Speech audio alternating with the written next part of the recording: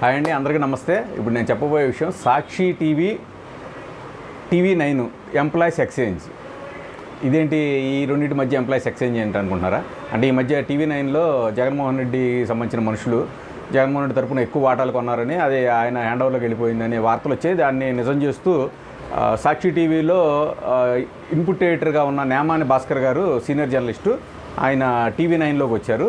తాజాగా టీవీ9లో అవుట్పుట్ ఎడిటర్గా ఉన్న రజనీకాంత్ సాక్షి టీవీలో జాయిన్ అయ్యారని తెలిసింది. నిన్నే జాయిన్ అయ్యారని తెలిసింది. ఈరోజు ఫైనల్ అవుతుంది. సో రెండు టీవీలు ఒకలే కాబట్టి కొంతమంది ఎంప్లాయీస్ నుంచి అటు నుంచి అటు ఎక్స్చేంజ్ చేస్తున్నారు. అయితే టీవీ9 ఇంకా మహేం రామేశ్వరరావు గారికి వాటాలు ఎక్కువ ఉన్నప్పటికీ జగన్మోహన్ రెడ్డి సంబంధించిన వ్యక్తులకి ఎక్కువ షేర్ ఉండటం వల్ల ఇంకా మేనేజ్మెంట్ అంతా వాళ్ళ చేతుల్లోకి వెళ్ళినట్టు తెలుస్తోంది. ఈ రకంగా రెండు సంస్థలు ఎంప్లాయీస్ని ఎక్స్చేంజ్ చేసుకుంటాయి అన్నమాట.